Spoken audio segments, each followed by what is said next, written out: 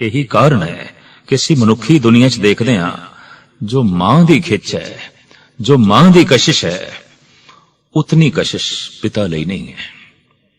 बल्कि कई दफा मनुख गुजरे पिता दा स्वरूप भी भुल जाता है, लेकिन अंतिम समय तक भी मां दा स्वरूप चेते आउंदा है।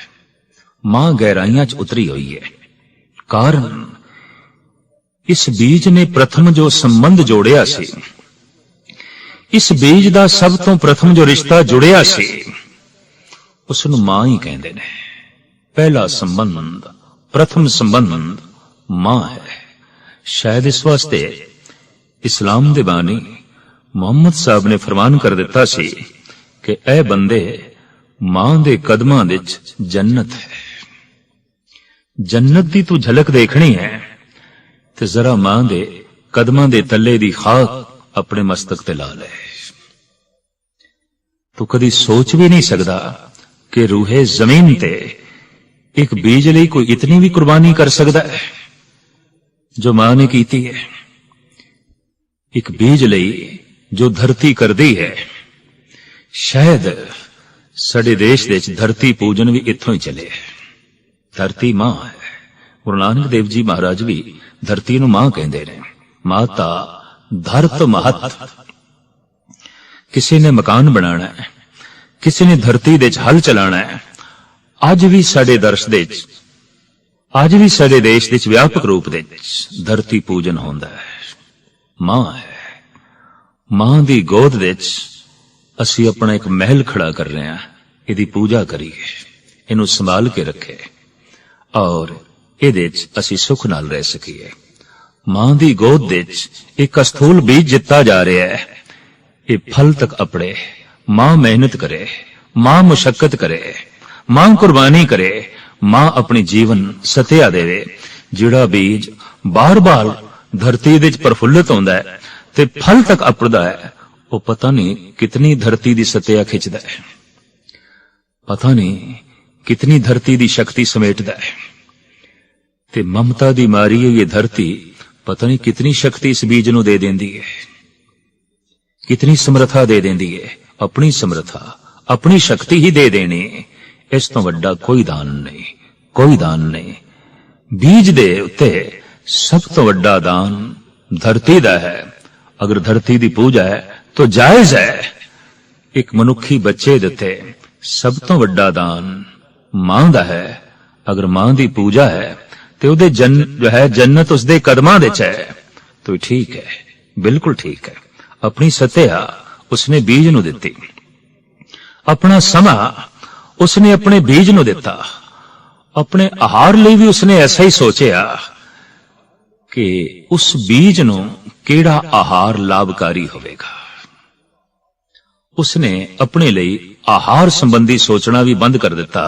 हुण सोच दिए उस बीज लिए।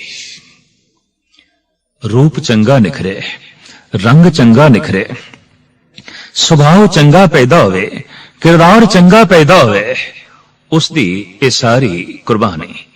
ये ठीक है कि धरतियां किधरे किधरे बंजर भी होंदियां ने, और बंजर धरती दे भी कुछ पैदा होंदा है, पर घास या बबूर। ये ठीक है कि कुछ मामा बंजर जमीन ने, सही धरती नहीं ने, पथरीली ने। लेकिन पथरीली धरती भी कुछ ना कुछ तो पैदा कर दी है। चलो घास ही सही, कोई कंडियाले दरख्त ही सही, चलो उन्होंने कोई फल नहीं लगते, पर कंडे वाड़ दे कम ते आ जाते ने, रखवाली दे कम ते जो है आ जाते ने। फिर भी बंजर जमीना दी भी कुछ देन है, पर धनता दे योग है, पूजन योग है वो जमीन जो गुलाब दे फुल्लां नूं जन्म दे रही है और चंदन दे वृक्षां नूं जन्म दे रही है, केसर नूं प्रफुल्लित कर रही है और समग्र जीवन लई अन्न पैदा कर रही है, धन पैदा कर रही है। धन है ये धरती, धन है ये मां। जिस दिन वीर्य ने कुख दे प्रवेश किया है, बस यही मनुख दा जन्म दिहाड़ा है। किस दिन कीता है, कदों कीता है, ये परमात्मा नूं पता है। हुण जन्म ते हो गया, इस बीज दा मरण कदों होवेगा, यह भी परमात्मा नूं पता है, यह भी ईश्वर नूं पता है। बीज दा कुख दे च प्रवेश करना कुछ दिनां बाद मां नूं अनुभव हो जाता है, प्रथम नहीं, उन्होंने भी कुछ दिनों बाद पता चलता है। ते अज गहरे तो गहरे विज्ञानक भी पकड़न की कोशिश करते पे ने, पर वो आद काल नूं पकड़ नहीं सके। इस बीज की इब्तिदाई यात्रा नूं पकड़ नहीं सके। एक कद कुख दे च इसने प्रवेश किया, कद इसका यह जन्म होया, कद इस ये जो है रूपांतरित होना शुरू होया, लेकिन ईश्वर नूं पता है। जैसे कुछ दिनों बाद परमात्मा तो बाद पता चलता है मां नूं, ते फिर बाद विच पता चलता है पिता नूं, फिर बाद विच पता चलता है संसार नूं। प्रथम ईश्वर, दूजी मां, तीसरा पिता, चौथा संसार। पूजन योग है वो ईश्वर जिसनों सब तो पहले ज्ञान है, पता है, पर धनता दे योग है वो मां जिसनों अपने आप तो पता चले है। प्यो नूं ते मां तो ही पता चले है, प्यो नूं अपने आप तो कोई पता नहीं चले। इस वास्ते पिता दी जानकारी अपनी नहीं है, उधार जानकारी है। पिता दे कोल जो ज्ञान है बासा ज्ञान है, परूथा ज्ञान है, पत्नी तो मिलिया ज्ञान है, पर पत्नी नूं मां नूं जो बच्चे दी होंद दा अनुभव होया वो स्वयं होया, अपने आप तो होया, अंदरों होया। और पिता नूं, पति नूं पत्नी तो पता चले। मां ने दसे कि मेरी गोद हरी हुई है, मैनू ऐसा महसूस हो रहा है, मेरी गोद मैनू दस रही है, मेरी कुख मैनू दस रही है। तो उसका कहना, उसका दसना यही पति दी जानकारी बने। इस वास्ते पति दी जानकारी उधार है। अज भी जिहड़ी सभ्य कौमां ने, सियाणियां कौमां ने, वो मनदियां ने कि पति दी सारी जानकारी उधार है, स्वयं दी नहीं है, अपनी नहीं है। और पति दा पति होना भी एक एक्सीडेंटल है और कुछ नहीं है, वक्ती संबंध है। पिता दा एक वक्ती आरजी जो है संबंध है। यही कारण है कि अक्सर जिथे ये दुनियावी रिश्ते टुटते ने, पुरुष अपने होर घर वसा लेंदे ने, लेकिन स्त्रियां उन्हां बच्चियां दे उत्ते अपनी सारी जवानी ते जीवन कुर्बान कर देंदियां ने, निछावर कर देंदियां ने। जिस बीज नूं अंदर परवरिश दिती है, उस बीज दा हुण तना बनिया है, हुण पत्ते बने ने, अजे फल तक अपड़िया नहीं। इनू छोड़ देइए नहीं, वो अपना सारा जीवन, वो अपनी सारी जवानी कुर्बान कर देंदी है। ये कुर्बानी पुरुषां कोल नहीं देखी। इस वास्ते मां पूज बन गई, मां श्रेष्ठ बन गई। जद भी कोई ठोकर लगे, जद भी कोई चोट लगे, अचनचेत गहरे तल दे चों मां निकल जाता है, प्यो नहीं निकलता, पिता नहीं निकलता। या फिर निकलता है हे ईश्वर, हे राम, हे वाहिगुरु, हे अल्लाह। ये दो ही संबंध ने बड़े गहरे। चोट लगी है, गहरी चोट लगी है, कोई मुसीबतां दा पहाड़ अचनचेत आन डिगे है, अल्लाह, वाहिगुरु, राम अचनचेत निकले है। या फिर निकले है मां, वही मां, ये निकले, वही पिता, ये कोई भी नहीं कहता। कारण ये दो ही ते गूढ़े संबंध ने, ये दो ही ते महान संबंध ने। एक ने जीवन दिता, एक ने जीवन नूं परवरिश कीता, पालिया ते पोसिया। ये दो ही ते महान ने, ईश्वर और मां। या इंज कह लो, ईश्वर दा अस्थूल रूप वेखना है तां मां दे च वेख लईए, मां दा सूक्ष्म स्वरूप वेखना है तो ईश्वर दे च वेख लईए। अगर कोई ईश्वर दा अस्थूल स्वरूप इस जगत विच हो सकदा है, उहदी अस्थूल मूर्ति कोई जमीन ते हो सकदी है, तो फिर वो मां है, और किसी पत्थर दी मूर्ति दी लोड़ नहीं, और किसी आकार दी लोड़ नहीं। मां नूं वेख लिया तो कह दिता, हाँ ईश्वर तू ऐसा ही होवेगा, तू इतना ही दयालु होवेगा, तू इतना ही कृपालु होवेगा, तू उतना ही अपने बच्चियां लई कुर्बानी करदा होवेगा, तू इतना ही वेख के अनडिठ करदा होवेगा जैसे कि मां, तू इतना ही पतित पावन होवेगा जैसे कि मां। पापी तो पापी बच्चे लई भी मां अपना मन मैला नहीं करदी, अपराधी तो अपराधी लई भी ईश्वर अपना मन मैला नहीं करता। दुष्ट तो दुष्ट बच्चे लई भी मां अपनी बावां पसारदी है। निखित तो निखित मनुख लई भी परमात्मा ने अपने द्वार बंद नहीं कीते, सदा पुकारदा है, सदा जो है बुला रहे। एक गाथा है, उर्दू दी कहानी। एक दुष्ट पुत्र ने मां दा कलेजा कढ ले चीर के। हो जांदा है कदी कदी इस तरह की दुर्घटना भी पृथ्वी ते घटित होंदी है। कलेजे विच मां पुत्र नूं रखदी है, बहुत गहरे तल दे च। उसदे दिल दा धड़कना दरअसल ये दिल दी धड़कन नहीं, पुत्र दी याद है। उहदे खून दा चलना, उहदे खून दा चलना नहीं, उहदे पुत्र दा चलना है। उसदी अखां दे च भी उसदा पुत्र ही आउंदा है। वो जिधर जिधर भी देखदी है उहनूं अपना पुत ही दिखाई देंदा है। इस दुष्ट ने मां दा सीना चीरिया है, कलेजा कट लिया है, भजिया जा रहा है।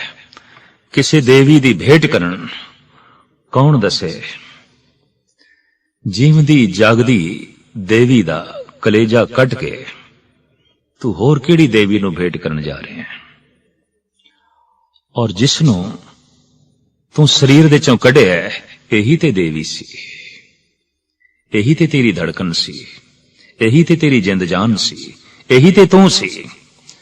भजदा होया ठोकर खादी, गिरन लगा, वो कलेजा बोल पिया, संभल के चल पुत, ठोकर ना लगे।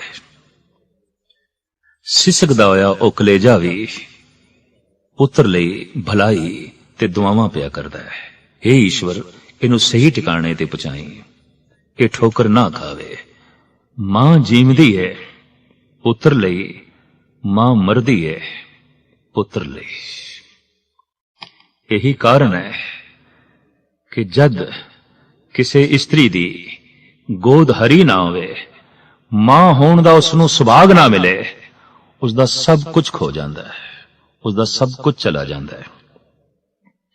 एक बहुत वड्डा लकब, एक बहुत वड्डा खिताब जो प्रकृति दी तरफों उसनूं मिलना सी, जो परमात्मा दी तरफों उसनूं मिलना सी, नहीं मिलिया। घाट महसूस कर दिए, तड़प दिए, बिलख दिए। कहंदे ने ईश्वर अपना पैगाम घर घर तक पहुंचाण लई कुछ एक नूं चुणदा है। जिन्हां नूं चुणदा है उन्हां नूं कहंदे ने अवतार, उन्हां नूं कहंदे ने पैगंबर। परमात्मा अपना जीवन विस्तार करन लई अगर किसी नूं चुणदा है तो फिर वो मां है। मां दे राहीं जीवन दा विस्तार होंदा है, मां दे राहीं जीवन चलदा है, फैलदा है, दौड़दा है, पनपदा है, वधदा है ते फुलदा है। पैगंबर ते अवतार दी चोण तो बाद अगर ईश्वर दी कोई चोण है तो मां है। गुरु पीर पैगंबर दी देन तो बाद अगर जगत नूं कोई सब तो वड्डी देन है उस परमात्मा दी, तो फिर वो मां है। इस वास्ते अगर श्रवण कुमार ने मां बाप नूं ही भगवान जान के पूज लिया तो गलत नहीं है, सही है। उन्हें समझ आ गई कि अंधी मां है लेकिन मैनू जीवन सुजाखा दिता, अंधी मां है, लेकिन अंधी होंदियां होया भी मेरी जिंदगी दे च रोज उजाला करदी रही, मेरी जिंदगी दे च रोज रोशनी करदी रही।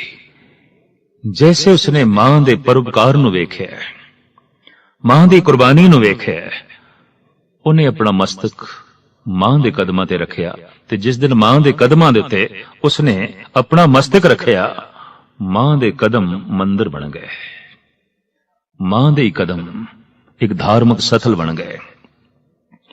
बाद विच सारा जीवन उसने मां बाप दी प्रस्तित दे जो है व्यतीत कीता। अगर कोई पुरुष एक गुरु पीर पैगंबर दी प्रस्तिश करता है, परमात्मा उसते खुश होता है। यकीनन मां दी प्रस्तिश नाल परमात्मा लाजमी प्रसन्न होता है, लाजमी खुश होता है। सो मां अवतार तो बाद, पैगंबरां तो बाद महान है। वो महान मां है और उतनी ज्यादा महान है जो जितनी महान चेतना नु जन्म देवे। कोई मां कितनी वड्डी है, कितनी वड्डी है, कितनी वड्डी है। जैसे कि अवतारां दे दर्जे ने, कोई 2 कला संपूर्ण अवतार है, कोई 4 कला अवतार है। श्री राम बारे कहंदे ने 14 कला अवतार ने, श्री कृष्ण बारे वो 16 कला संपूर्ण अवतार ने। किसी च 1 कला, किसी च 2, किसी च 3, किसी च 4, किसी च 5, किसी च 14, किसी च 16। अगर अवतारां दी ये कोटियां ने तो फिर मावां दी भी कोटियां ने। अगर अवतारां दे ये दर्जे ने तो फिर मावां दे भी दर्जन ने। प्रथम कोटि दी मां, द्वितीय श्रेणी दी मां, तृतीय श्रेणी दी मां, चौथी श्रेणी दी मां, इस तरीके नाल गिनती करी दे जाइए तो ये दर्जे हजारां बनते ने। जैसे धार्मिक दुनिया के दर्जे हजारां बनते ने। सिर्फ 16 कला तक नहीं, कोई 20 कला, कोई 25 कला, कोई 50 कला, कोई 100 कला। उंज ते 1 कला भी अपने आप विच बड़ी महान है, ते जो 2-4 कला दा ज्ञानी है बहुत वड्डी गल है, बहुत वड्डी गल है। तो भगतां दे, संतां दे अपने अपने ढंग दे दर्जे ने। बई इस दे कोल कला ते है पर 1, इहदे कोल सिद्धि ते है 1 अद, इहदे कोल कला ते हैं पर 4 ने, इहदे कोल कला ते है 16। ते जे अवतारां दियां ऐसियां कोटियां ने, जगत दे विच मावां दी ऐसियां ही कोटियां ने। इह गल वखरी है कि अवतारां दी कोटि नूं धार्म मंदिरां दे विच समझिया जांदा है, समझाया जांदा है।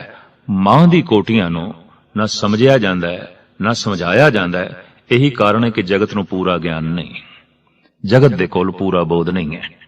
गुरु नानक देव जी महाराज ने इस संबंध विच जिहड़ी विचार जगत दे सामने रखी है होए कि कुछ एक त्यागियां ने गुरु नानक देव जी महाराज दे सामने ये प्रश्न रखे सन कि स्त्री नरक दुआरी है, लिहाजा स्त्री दा चित्र वेखना भी पाप, साकार रूप दे वेखना ते पाप है ही, दोष है। कागज संधि पुत्री तो भी त्रिय ना निहार, यही मार ले जावई यथा बिलोचन धार।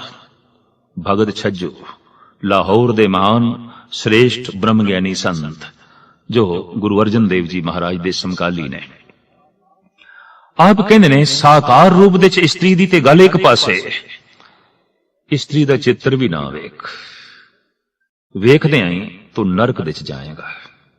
वेखदे आ तेरे अंदर कामना जागेगी, भावना नहीं, और फिर तू गर्दिश दे च पै जाएगा, चक्कर दे च पै जाएगा। इस तरह दे अनेकां संत जना ने, ऋषि मुनिया ने नारे लाए, ये नरक दुआरी है। भाई साहब भाई गुरदास जी अपने एक वाक दे च कहंदे ने, लोक रीत गुण ज्ञान विच अर्ध शरीरी मोख दुआरी। ये ते मोख दुआरी है। स्त्री तो बिना ते मुक्ति प्राप्त ही नहीं हो सकती। स्त्री चाहिदी है, प्रथम प्रकृति देंदी है मां दे रूप विच, दूसरी चाहिदी है पत्नी दे रूप विच, तीसरी चाहिदी है भैन दे रूप विच। और इन्हां तिन्हां दे चों एक दी भी घाट है, जीवन अधूरा है। और वो अधूरापन महसूस करेगा, लाजमी करेगा, या इंज कह लो बेचैनी उसकी दूर होवेगी नहीं। ये तीन संबंध चाहिए ने, मां, पत्नी, भैन। अज दे मनोग विग्यानक ते इंज कह रहे ने कि अगर कोई लड़का लड़की दी तलाश कर रहा है, नहीं वो अपनी मां नूं ही लभ रहा है। यह गल वखरी है। हुण उसका रूप पत्नी होवेगा, पर हुण वो उस तरह की ममता, उस तरह की देख रेख, उस तरह की हमदर्दी, उस तरह का प्यार चाहता है जो उसनूं मां तो मिले। यह गल वखरी है कि हुण रिश्ते का रूप बदले है, लेकिन चाहता ओही प्यार है, चाहता ओही गोद है, चाहता ओही तड़प है, चाहता ओही कुछ है कि जद जरा मैं दूर होंदा सी मां तड़पदी सी। ऐसी पत्नी चाहिए जो मेरी दूरी दे नाल तड़पे। मां बाद विच खांदी सी, पहले पुत नूं खिलांदी सी ते पुत दे खिलाण दे नाल तृप्त होंदी सी, खुश होंदी सी। इस तरह की पत्नी की तलाश है। गहरे तल विच ते देखिया जाए, पत्नी की तलाश नहीं, मां की तलाश है। सरीरक रूप दे विच पत्नी की तलाश है, सुभाव दे विच मां की तलाश है। और कहंदे ने धन हो गया उस मनुख का जीवन जिसनों पूर्ण रूप विच किसी दिन पत्नी दे विच मां दिखाई दे जाए। कहंदे ने संत हो गया, इहदा जीवन सफल हो गया, इते महान हो गया, इते समर्थ हो गया, पत्नी मां बन गई। कहंदे ने हां, इस तरह होया है। स्वामी रामकृष्ण परमहंस बंगाल दे श्रेष्ठ महात्मा, एक दिन उन्होंने शारदा दे कदमां ते अपना मस्तक रख दिता। शारदा पत्नी सी, हैरान हो गई। सारे बंगाली, सारा देश आपदे कदम छूंदा है, आपदे कदमां दी खाक नूं मत्थे ते लांदा है। तुसी अपना मस्तक मेरे कदमां ते रख दिता है। शारदा, अज मैं धन हो गया, तेरे च मैं मां नूं वेख लिया। मां दी पवित्रता, मां दी शफकत, मां दी हमदर्दी, मां दी तड़पना, मां दा कलेजा अज तेरे चेहरे दे च उभर के आया है। और अज जितनी तू मैनू पवित्र लग रही है, इतनी पहले कदी नहीं। और अज जितनी तू मैनू पूजन योग लग रही है, इतनी पहले नहीं। इस वास्ते धार्मिक मनोचिंतक जिहड़े ने वो अज भी कहंदे ने कि किसी भी संत नूं उसे दिन पूर्ण रूप में संत कह दो जिस दिन उसनूं अपनी पत्नी दे च भी मां दी झलक मिले।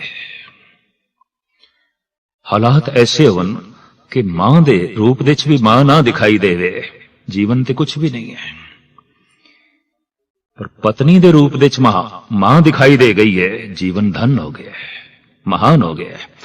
तो कुछ एक स्त्री त्यागियां ने गुरु नानक दे सामने ये प्रश्न रखिया सी कि स्त्री हर दौड़ दे च पछड़ी हुई है। ये चंगी लेखका नहीं बन सकी, कोई अवतार नहीं बन सकी, ग्रंथकार नहीं बन सकी, रहबरी पुरुष नहीं बन सकी, और किधरे एक कद बनी भी है तो वो ना दे बराबर कुछ भी नहीं। कदी ये बहुगिणती दे च सामने नहीं आई। साहिब श्री गुरु नानक देव जी महाराज ने बड़े सादे लफ्जां दे इसदा जवाब दिता है। सो क्यों मंदा आखिए जित जम्मे राज। स्त्री आप किथे अवतार बने। अवतार नूं जन्म देण दे च उसदा समा, उसदा जीवन ते उसदी सत्या लग गई। ये आप किते उच्च वद्दर दी जो है व्यापारी किस तरह बने, किवें बने। एक बहुत वड्डे व्यापारी नूं जन्म देण दे इसदी जीवन सत्या, इसदा समा, इसदी शक्ति खर्च हो गई। दुनिया दे जिहड़े चोटी दे पुरुष ने, चाहे वह व्यापार दे तल दे च ने, चाहे वह राजनीति दे तल दे च ने, चाहे वह धर्म दे तल दे च ने, ते चाहे समाज दे किसी खिते दे च ने, उन्हां दी महानता दे 60% हिस्सा योगदान मां दा है। ते उन्हां दी योगता, उन्हां दी उन्नति, ਉਹਨਾਂ ਦੀ ਅਥਾਹ ਪ੍ਰਗਤੀ ਜੇ 60% ਮਾਂ ਦੇ ਯੋਗਦਾਨ ਤੇ ਖੜੀ ਹੈ ਤਾਂ ਇਹ ਪੁਰਸ਼ ਫਿਰ ਤੇ 60% ਧਨਵਾਦ ਵੀ ਮਾਂ ਦਾ ਚਾਹੀਦਾ ਹੈ। ਤੂੰ ਵਪਾਰ ਵਿੱਚ ਸਫਲ ਹੋ ਗਿਆ, ਤੂੰ ਧਰਮ ਦੀ ਦੁਨੀਆ ਵਿੱਚ ਉੱਨਤ ਹੋ ਗਿਆ, ਤੂੰ ਰਾਜਨੀਤੀ ਵਿੱਚ ਸਫਲ ਹੋ ਗਿਆ, ਤੂੰ ਸਮਾਜ ਵਿੱਚ ਮਹਾਨ ਬਣ ਗਿਆ, ਤੇ ਕਦੀ ਧਨਵਾਦ ਦੇ ਸ਼ਬਦ ਮਾਂ ਲਈ ਨਿਕਲਦੇ ਨਹੀਂ ਤਾਂ ਇਥੋਂ ਵੱਡਾ ਹੋਰ ਕਿਹੜਾ ਅਕਿਰਤ ਘਣ ਹੋਵੇਗਾ। ਇਹ ਤੇ ਬਹੁਤ ਵੱਡੀ ਅਹਿਸਾਨ ਫਰਾਮੋਸ਼ੀ ਹੈ। ਇਸਤਰੀ ਕੋਈ ਬਹੁਤ ਵੱਡੀ ਚਿੱਤਰਕਾਰ, ਸੰਗੀਤਕਾਰ, ਦਾਰਸ਼ਨਿਕ ਫਿਲਾਸਫਰ ਵੀ ਨਹੀਂ ਬਣ ਸਕੇ। ਉਸ ਦਾ ਇੱਕ ਕਾਰਨ ਕਿ ਦਾਰਸ਼ਨਿਕ ਨੂੰ, ਚਿੰਤਕ ਨੂੰ, ਚਿੱਤਰਕਾਰ ਨੂੰ, ਸੰਗੀਤਕਾਰ ਨੂੰ ਜਨਮ ਦੇਣ ਵਿੱਚ ਉਸ ਦੀ ਜੀਵਨ ਸਤਿਆ ਤੇ ਉਸ ਦਾ ਸਮਾਂ ਲੱਗ ਗਿਆ। ਸੰਗੀਤ ਬਾਰੇ ਸੋਚਦੀ ਰਹੀ, ਸੰਗੀਤ ਬਾਰੇ ਵਿਚਾਰਦੀ ਰਹੀ। ਕੁੱਖ ਵਿੱਚ ਜਿਹੜਾ ਬੀਜ ਸੀ, ਵਿਚਾਰ ਸੰਗੀਤ ਦੇ ਉਸ ਨੂੰ ਮਿਲਦੇ ਰਹੇ, ਸੰਗੀਤ ਦੀ ਸੋਚਣੀ ਉਸ ਨੂੰ ਮਿਲਦੀ ਰਹੀ। ਚਿੱਤਰਕਾਰੀ ਬਾਰੇ ਵਿਚਾਰੀ ਸੋਚਦੀ ਰਹੀ, ਬਣਾ ਨਾ ਸਕੀ, ਕਿਉਂਕਿ ਸਾਰਾ ਸਮਾਂ ਇੱਕ ਚਿੱਤਰਕਾਰ ਨੂੰ ਜਨਮ ਦੇਣ ਵਿੱਚ, ਸਾਰੀ ਸ਼ਕਤੀ ਇੱਕ ਚਿੱਤਰਕਾਰ ਨੂੰ ਜਨਮ ਦੇਣ ਵਿੱਚ ਖਰਚ ਹੋ ਰਹੀ ਹੈ। ਕੁੱਖ ਵਿੱਚ ਜਿਹੜਾ ਬੀਜ ਹੈ ਉਹ ਵੱਡਾ ਤਾਂ ਹੀ ਹੋ ਸਕਦਾ ਹੈ ਕਿ ਮਾਂ ਨੂੰ ਛੋਟਾ ਕਰੇ। ਮਾਂ ਨੂੰ ਛੋਟਾ ਕੀਤੇ ਬਿਨਾ ਇਹ ਬੀਜ ਵੱਡਾ ਨਹੀਂ ਹੋ ਸਕਦਾ। ਜੋ ਬੀਜ ਨੂੰ ਵੱਡਾ ਕਰਨ ਲਈ ਆਪ ਛੋਟੀ ਹੋ ਜਾਏ, ਕਿਤਨੀ ਵੱਡੀ ਕੁਰਬਾਨੀ, ਕਿਤਨੀ ਮਹਾਨ ਕੁਰਬਾਨੀ। ਕਦੀ ਕਿਸੇ ਨੇ ਸੋਚਿਆ ਹੈ ਮਾਂ ਛੋਟੀ ਹੁੰਦੀ ਹੈ। ਮਾਂ ਆਪਣਾ ਖੂਨ, ਮਾਂ ਆਪਣੀ ਮਿੰਜ, ਮਾਂ ਆਪਣਾ ਮਾਸ, ਮਾਂ ਆਪਣੀ ਚੇਤਨਾ, ਮਾਂ ਆਪਣਾ ਸਮਾਂ, ਮਾਂ ਆਪਣੀ ਸੋਚਣੀ, ਮਾਂ ਆਪਣਾ ਖਾਨ ਪਾਨ, ਸਭ ਕੁਝ ਉਸ ਬੀਜ ਤੋਂ ਨਿਛਾਵਰ ਕਰ ਰਹੀ ਹੈ, ਕੁਰਬਾਨ ਕਰ ਰਹੀ ਹੈ, ਸਦਕੇ ਕਰ ਰਹੀ ਹੈ। ਜੋ ਕੁਝ ਕੋਲ ਹੈ ਦੇ ਰਹੀ ਹੈ, तो दे रही है, घट रहा है। आप छोटी हो रही है, बीज वड्डे हो रहे हैं। और जिस दिन बीज वड्डे होंदे हैं, बीजां तो सदके होंदी है, कुर्बान जांदी है। भावें आप छोटी हो गई है, पर गजब दी गल वड्डियां नूं देख के खुश पई होंदी है, फुल्ली नहीं समांदी। आम जगत विच ते ऐसा देखे है, जद कोई वध जाए, वड्डा हो जाए, जगत जलदा है, औखा हुंदा है, कुड़दा है। ये वड्डा क्यों हो गया है? ये अगे क्यों वध गया है? ये उच्चा क्यों हो गया है? रूहे जमीन दे अगर कोई प्रसन्न होंदा है, इक्को एक मां।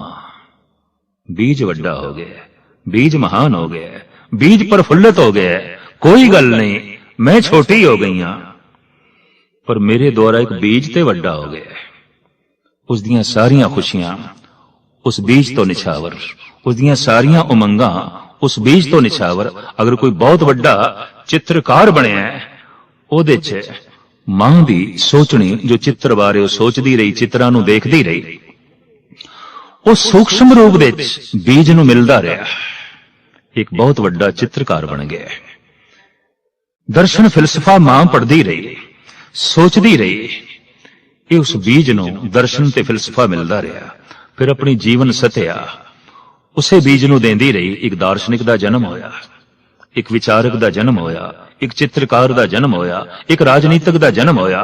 कुख विच पिया है, पर राजनीति बारे ही सोचदी रही, हर वक्त सोचदी रही, मेरा बेटा राजा होवे। उंज भी हर एक दी मां ओदी जबान तो निकलदा है, राजा बेटा, राजा बेटा। किहड़ी मां है जो भिखारी बेटा वेखना चाहती है? कोई भिखारी बेटा नहीं वेखना चाहती, कोई मां नहीं चाहती भिखारी बेटा। हर मां चाहती है राजा बेटा। ते राजा बेटा आख के जो प्रसन्न होवे, राजा बेटा होण दियां जो दुआवां करे, राजा बेटा होण दी जो सारी कुर्बानी करे, ते बेटा जद राजा होवे ते मां नूं याद ना करे, मां दा धन्नवाद ना करे, ये ते बहुत वड्डी एहसान फरामोशी है। तू सोचिया ही नहीं, अजे तू कुछ सोचण जोगा भी नहीं सी। ये राजा बेटा तेनू कहंदी रही, दुनिया तेनू मूर्ख कहंदी रही, दुनिया तेनू बच्चा कहंदी रही, दुनिया तेनू इयाणा कहंदी रही, दुनिया तेनू नादान कहंदी रही। इस रूहे जमीन दे इक्को एक सी जो तेनू महान कहंदी रही, राजा बेटा। राजे नू ते मत्था टेकीदा है, राजे नू ते लोकी सजदे करदे ने, राजे दियां ते लोकी गुलामियां करदे ने। यकीन जान, मां इस बच्चे दी तेरी गुलामी ही करती रही, तेरी परिक्रमा करती रही, सजदे करती रही, निछावर होंदी रही, सदके होंदी रही। राजा बेटा सिर्फ आखदी ही नहीं रही, राजा बेटा तैनू मनदी रही है, आखदी रही है।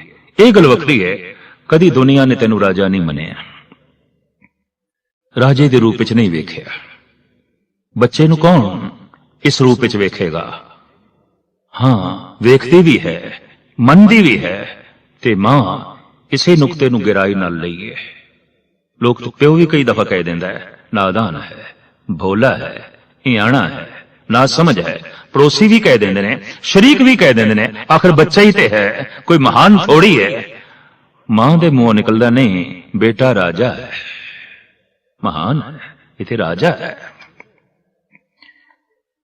इस छोटे नू इतना वड्डा मनना, जीवन भर मनना, जिंदगी भर मनना।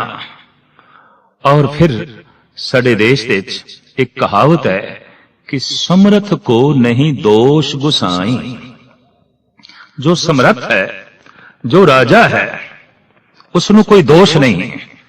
मां कदी बच्चे दे दोष आद नहीं करती। राजा बेटा है, समर्थ है, ये दोषी हो सकता है, ये कलंकित हो सकता है। सारी दुनिया की दृष्टि च भावे बच्चा कलंकित होवे, मां की दृष्टि च नहीं है। गुंडे तो गुंडा है, दुष्ट तो दुष्ट है, कानून की दृष्टि दे च भी ये दुष्ट है, संसार समाज की दृष्टि दे च भी ये दुष्ट है। मां की दृष्टि ते राजा बेटा है। इस तरह दीयां धारनावां चूंकि मां दे गहरे तल विच देखण नूं मिलदियां ने, यही कारण है कि सियाणे लोगां ने अगर ईश्वर तो बाद किसी नूं सजदा कीता है तां ओह है मां, ते जिसने नहीं कीता समझ लो अगर कोई मूर्ख है तो सब तो ज्यादा यही मूर्ख है। और मैं अर्ज करदा कि मुहम्मद साहब दे ए वाक भी पूर्ण सच्चाई दे उत्ते मबनी ने। ऐ बंदे, तैनू जन्नत चाहिदी है तो जन्नत आसमान दे ऊपर नहीं, मां दे कदमां दे थल्ले। तू थल्ले क्यों नहीं झात मारदा? इत्थे ही जन्नत है, इत्थे ही सुख ने, इत्थे ही आराम ने, इत्थे ही सारे सुख निदान ने। और कहंदे ने अगर कोई किसी लई दुआ करदा है तो मैं अर्ज करा, कोई पंडित पुजारी किसी लई इतनी गहरी दुआ नहीं कर सकता।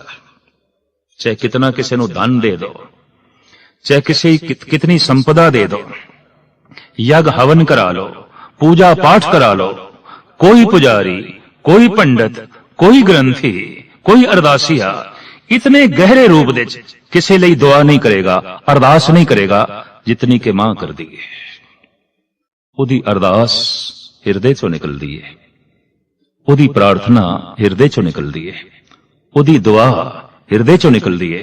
अगर मैं कह दियां अगर दुआ कबूल भी होंदी है तो मां दी होंदी है। दिल से जो बात निकलती है असर रखती है, पर नहीं ताकते परवाज मगर रखती है। दिल दी गहराइयां चों निकली हुई ये अरदास इते आसमानां नूं हिला देंदी है। और ऐ मनुख, अगर तू संपन्न है, शादाब है और हर तरह दे धन संपदा नाल माला माल है, अंदरों बाहरों प्रसन्न है, तां समझ ये योगदान मां दा है, ये देन मां दी है, ये कृपा मां दी है, ये दृष्टि मां दी है। इस वास्ते बुलंद बांग होके गुरु नानक ने नारा लाया, सो क्यों मंदा आखिए जित जम्मे राजान। जिन्हें अपनी सारी जीवन सत्या राजे बेटे नूं जन्म देण विच खर्च कीती है और राजा करके उसनूं मने है, राजा करके उसनूं पूजे है, राजा करके उस तो सदके होंदी रही है, उसनूं बुरा आखना। ऐ सन्यासी, ऐ त्यागी, ऐ बैरागी, हो सकदा है तेरी मां त्याग बारे सोचदी रही होवे ते तू त्यागी पैदा होया है। तेरी मां दा हिरदा बैरागी होवे, संसार तो उपराम होया होवे, ईश्वर चिंतन करदी रही होवे ते ओ बैराग दियां तरंगां उस बीज दे च अंकुरित होईयां ने। तू बैरागी बन गया। ਤੂੰ ਦਾਰਸ਼ਨਿਕ ਬਣ ਗਿਆ ਹੈ, ਤੂੰ ਫਿਲਾਸਫਰ ਬਣ ਗਿਆ ਹੈ। ਜ਼ਰਾ ਸੋਚ ਤੇ ਸਹੀ, ਤੂੰ ਆਪਣੇ ਆਪ ਦੇ ਵਿੱਚ ਫਿਲਾਸਫਰ ਨਹੀਂ, ਇਹਦੇ ਚ ਮਾਂ ਦੀ ਦੇਣ ਹੈ। ਤੂੰ ਆਪਣੇ ਆਪ ਦੇ ਵਿੱਚ ਤਿਆਗੀ ਤੇ ਬੈਰਾਗੀ ਨਹੀਂ, ਇਹਦੇ ਚ ਮਾਂ ਦੀ ਦੇਣ ਹੈ। ਇਸ ਵਾਸਤੇ ਈਸ਼ਵਰ ਤੋਂ ਬਾਅਦ ਅਗਰ ਸਨਮਾਨ ਸਤਕਾਰ ਹੈ ਸਹੀ ਮਾਇਨਿਆਂ ਚ ਤਾਂ ਉਹ ਮਾਂ ਹੈ।